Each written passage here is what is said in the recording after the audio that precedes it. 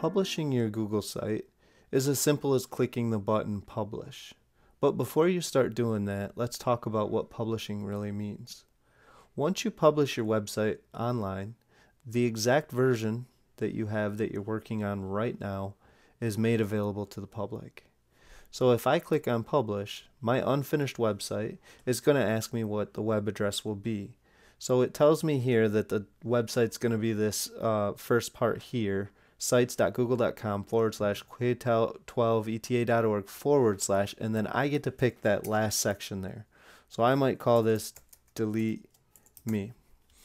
But before you click on Publish, let's talk about these two options here. Number one is who can view my site, and number two is, will this site be visible with a Google search? So if you want search engines, so if somebody searches your website on Google to not show it, you can turn that on, and that means that only people with a link will be able to get to your website.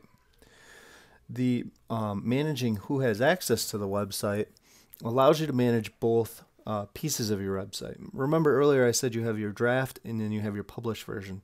Your published version is the one that really we're focused on, and by default it's going to be set to anyone at whatever your business is can find and view the published version. That's going to block anyone who does not have an email address for your business. This can be both beneficial in this case of like only your students can get on, or it can be a problem in a case of maybe you want parents to be able to get in there and without their student's email address they won't be able to access the website. So you decide how you want to share it. The most lockdown version is the specific people can view, and then you can share it individually. Only the specific people you share it with will be able to view it.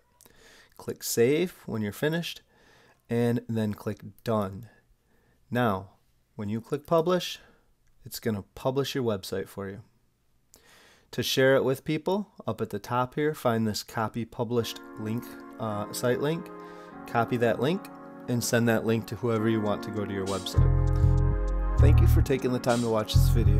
Hopefully it's provided you with some tools and some strategies for building your own websites on Google Sites.